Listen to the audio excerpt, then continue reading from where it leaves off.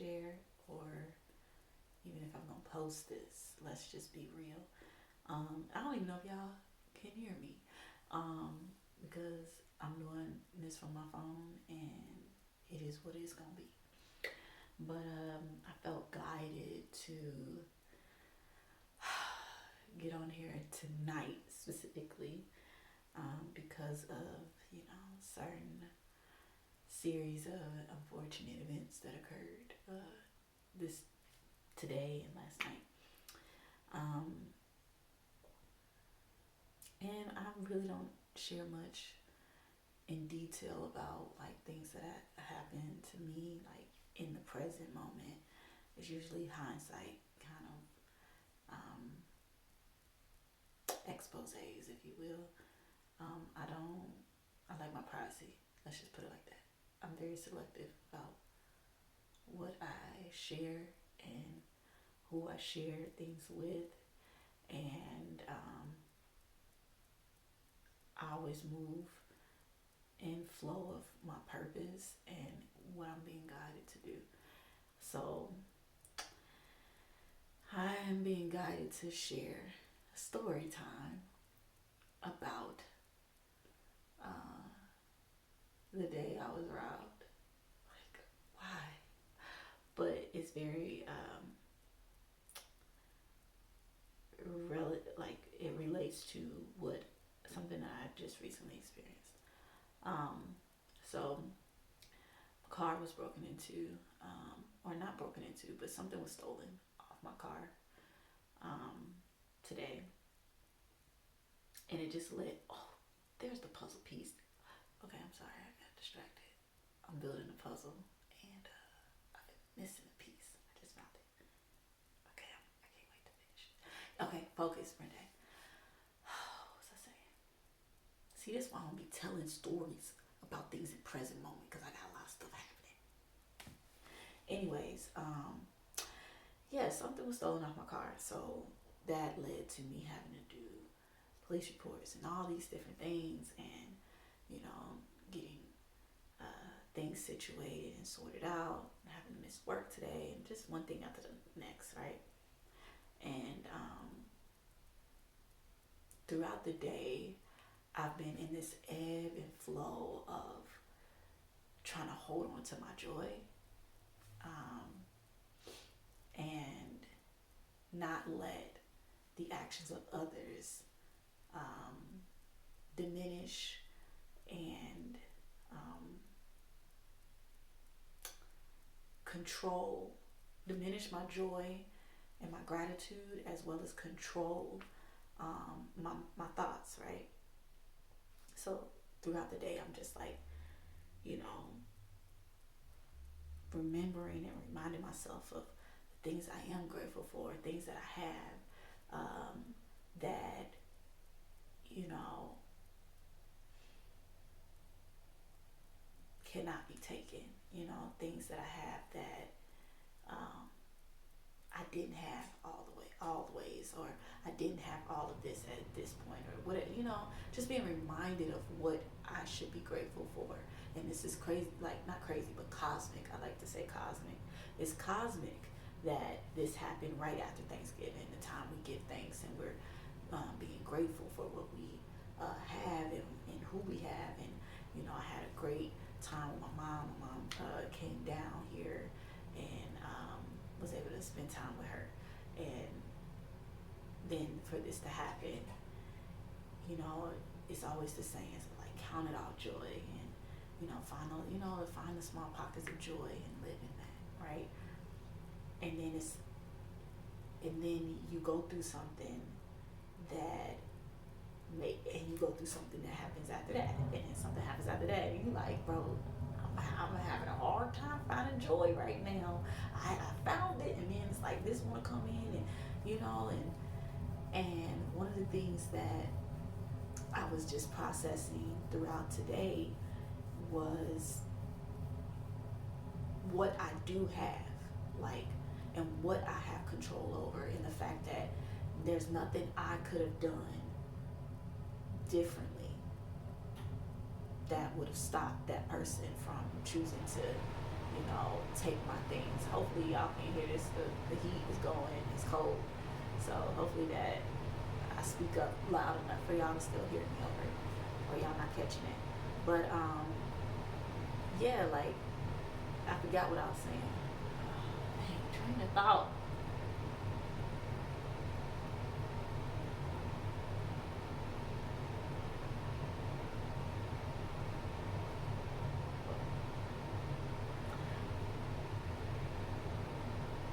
Yeah, like just thinking about things that I forgot. Thinking about things that I have um, that I'm grateful for, and one of the things that I was reminded, and it's just crazy that it didn't occur to me earlier today when I was in the heavier part of my emotions. It did not occur to me, which it makes sense that it didn't occur to me, because when you're going through something and you're in your more elevated state of emotions, your amygdala is flaring and firing off. The last thing you don't think about is the last time something bad happened to you. Like those things happen, those processes occur as you are able to, ground yourself and place yourself in a more peaceful or calmer state, right? So I didn't, the whole day went by and I forgot, or I didn't have the time to process the fact that this isn't the first time my car was ever vandalized or broken into, right?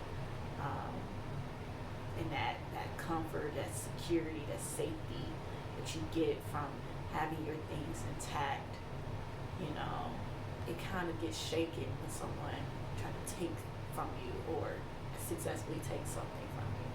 And so the fact that this isn't the first go round for me, like, and this is me being vulnerable, like some people who know me and who knew me at the time would know this story or know parts of it.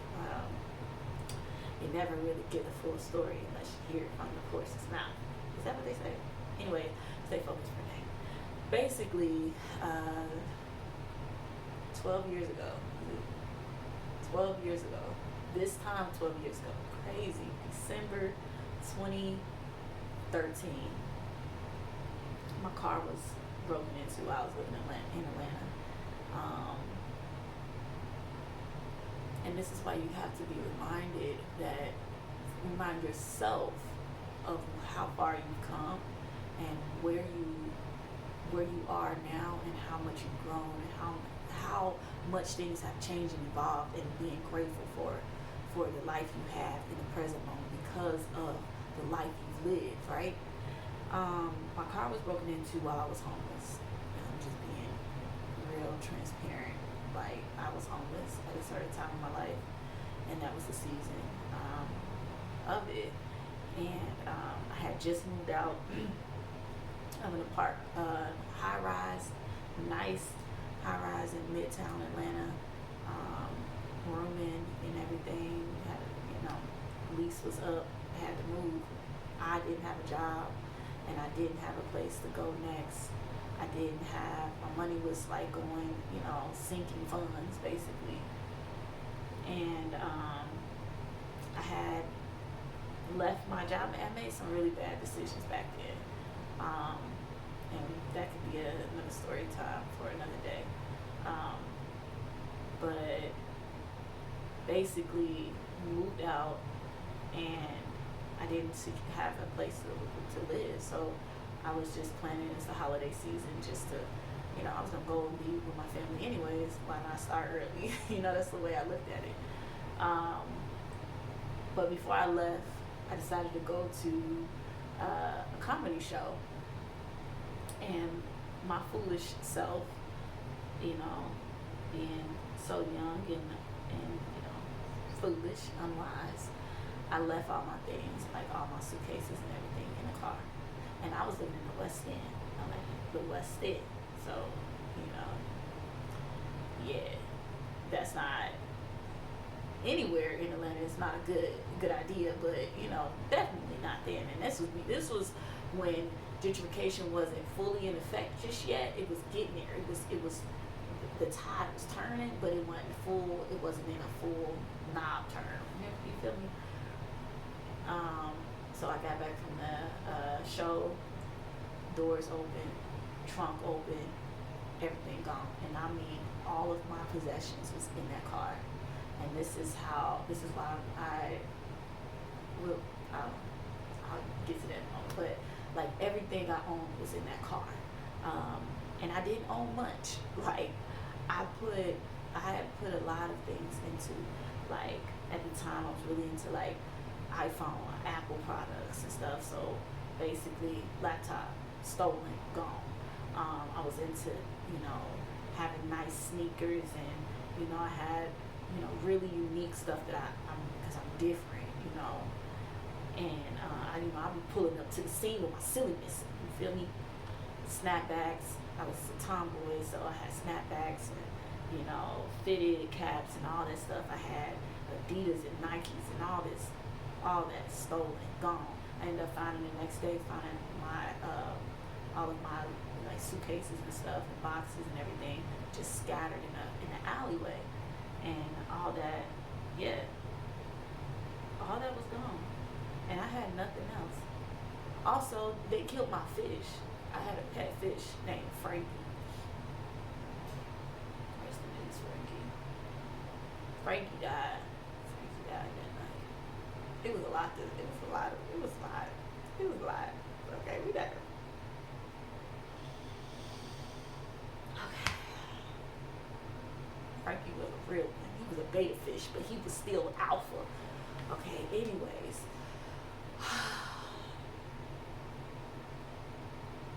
Anyways, all this stuff was gone, and I was left there looking at all the stuff that was scattered on that in the alleyway, and just feeling so low.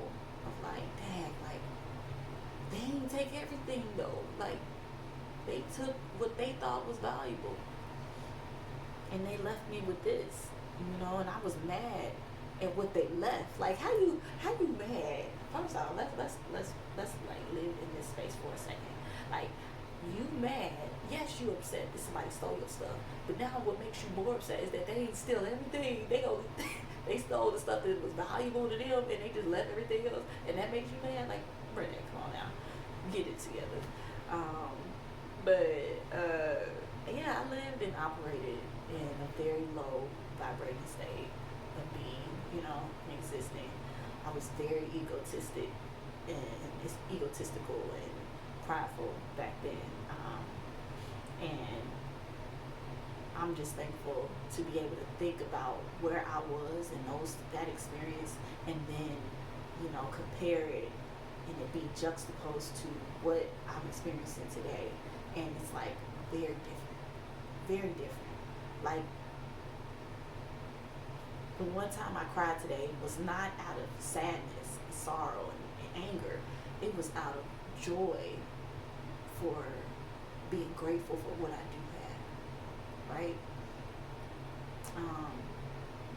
Because what they didn't steal, they could have took the whole car, But I wasn't in that mindset back then. Like I was just in my stuff, and thinking about where I am now. Like I ain't even gonna get into all the details of what my life is now, but I don't have the same worries, or I didn't have the same worries that I have now. I don't have the same, life circumstances of being homeless like I was when it happened, 12 years ago. And jobless. Like I have so much security. I have a stronger foundation than I had then. And so, but it's still, the reality is it's still sad, it still hurts to lose things, or not lose things, but things to be stolen from you. But that the art and the law of detachment is so necessary, because I was so attached to a bunch of things that can be stolen. And because I was attached to those things, I found joy in things that can be stolen. That joy was stolen from me. Whereas now, I don't, I'm, as much as I love Smiley, that's my car, that's my car name. As much as I love that car, I know that that car does not hold, is not the vessel that holds the full capacity of my joy. It gives me joy. There's joy in having that car. There's joy in having certain things that I have in life, but that is not the substance and the fullness of where I find my joy. That is not the generator of my joy. And if we allow material things to be the sole source of our joy, of our comfort, of our happiness, of our love, of our validation, acceptance, you know, we allow these things that can be stolen to be the full hold the capacity and the weight of what we value and what we find worth in, then that means we're giving people the opportunity to steal the value we have for ourselves just in the act of them taking those things. And when we look at life, how often do we we pour so much into things, into vessels that don't have the true capacity to hold what we have to offer it. We put so much stake on things that can be easily taken in a Thanos snap, you know? And just learning and seeing throughout the day, it was the ebb and flow of like moments of joy and happiness, and then moments of like, my car.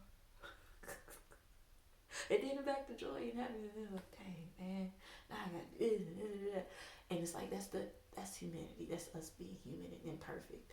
But at the end of today, I can't say what's gonna happen tonight. I don't know what's gonna happen tonight. I don't know. But what I do know is that I have joy that cannot be stolen because it's not held in things that are easily taken by humans, by people.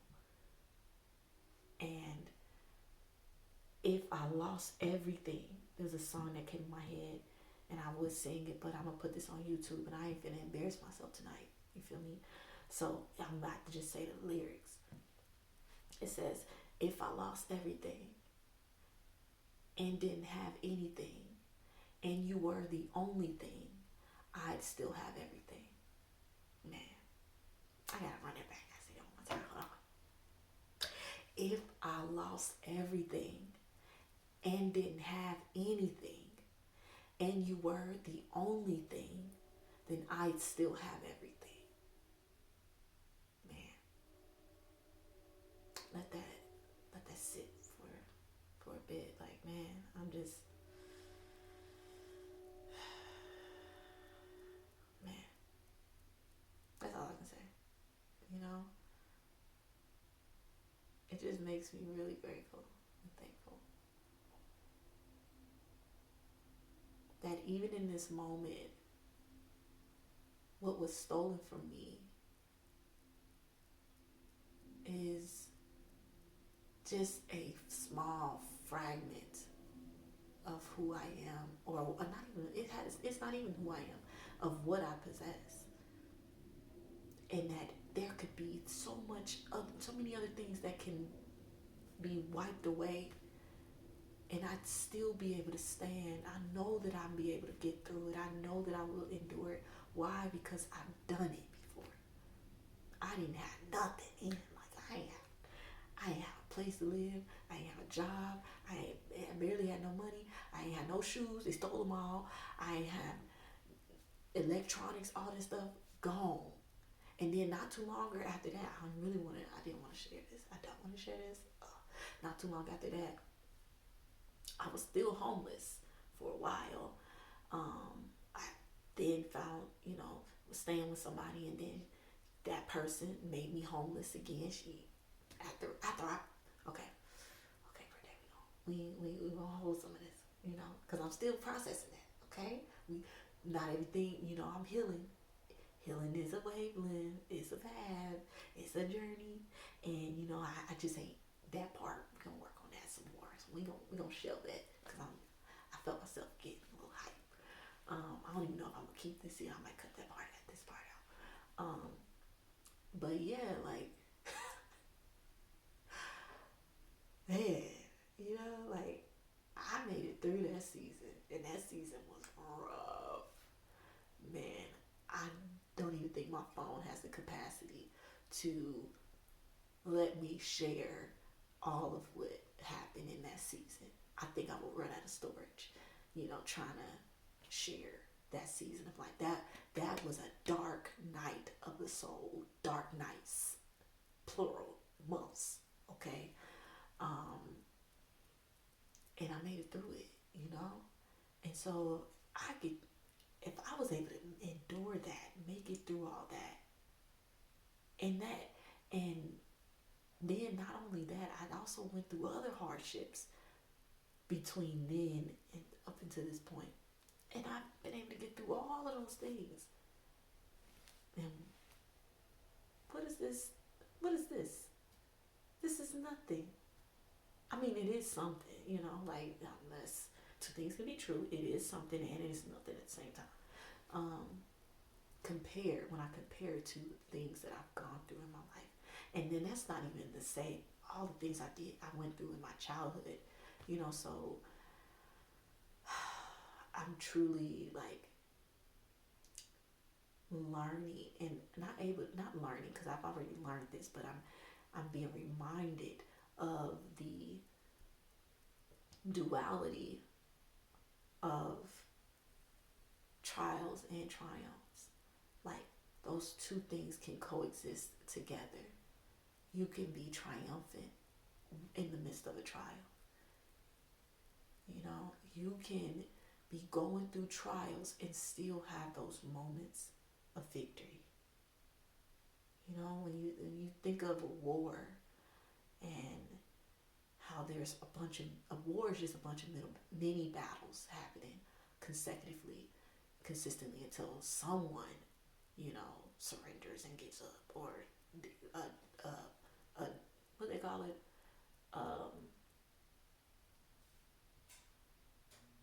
a truce, happens, right? I had a brain fart, but yeah, like in life, we are going to constantly battle things, and some battles we win, some battles we don't win, we lose, right? Some battles are, just we was done dirty with, and we have to be thankful for it all and learn from those moments of loss, and not rest on the laurels of the wins. And I choose joy in this moment, and that's something that is so. I think about the videos that I've put out previously when I was in Colombia, and I was saying that like I choose joy, and it's thinking about that, like it's so easy to say you choose joy in a moment of joy. It's so easy to choose to say that you choose joy when things are good, when good times are happening. It's a celebration. It's so easy to say I choose joy then. The true test of if you choose joy is when there's a bunch of reasons to not choose joy. When you have thing after thing coming at you that's making it hard for you to remain at peace. When the waves of the storms are rushing, when it's, riptides, right? That's when you have to choose joy. And that's when you have to push yourself forward in joy, in love, in peace, in kindness, in hope, and all the fruits of the Spirit, And it's times like this where I'm thankful. I'm even more grateful to experience moments of loss, of suffering, of trials, because they are true tests of what you value, what you hold on to, what you attach yourself to, and um, what you claim to embody. It's a true test of character. And it's like one of those things where we want to live in a world where there's no suffering. We want to live in a world where there's no pain, no trials. Then we wouldn't live in a world where there's true joy. Because in order to experience true joy, you have to understand the absence of joy. In order to truly cherish peace, you have to have experienced a life or moments in your life where you did not have it. It's hard to truly enjoy and embrace something that you never had, you've never gone without. You've become entitled to that joy. You become entitled to experiences of peace, being something that happens perpetually in your life, right? That you have not built up the character, the strength, the resilience to endure moments when those things are no longer present in your life. You have not built up the mindset, the fortitude to withstand the storms that are inevitable to everyone's life, right? And so I'm thankful for, even though I don't want this experience, I really wish this didn't happen for me, I'm thankful to have what I need. I'm thankful to have the lesson, the reminder, a refresher of why I choose joy and why I must choose joy. Not because it's a thing that I will always have and because life is easy. Like, no, I choose joy because I generate joy within. I choose joy because joy is not something that can be given to me by humans. It's something that dwells in me, that overflows from me. So I can't just give joy to others and not partake in it myself. I also need to do that for me. I need to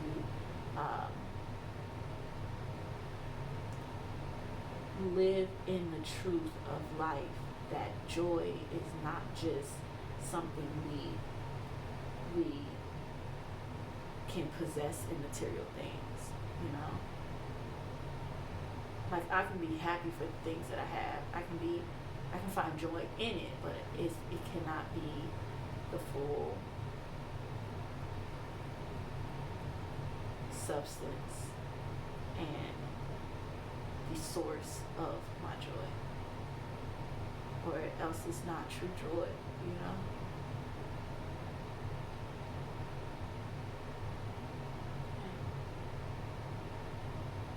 I feel like I'm rambling at this point, and hopefully this all makes sense. Yeah. So, maybe this will go on YouTube, maybe not. I don't know. I'll think about it.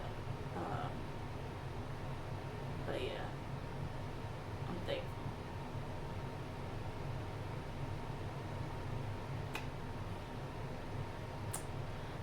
Alright, I'm gonna turn this off now because I'm just talking at this time. But yes, thank you for listening. If this does go on the tube,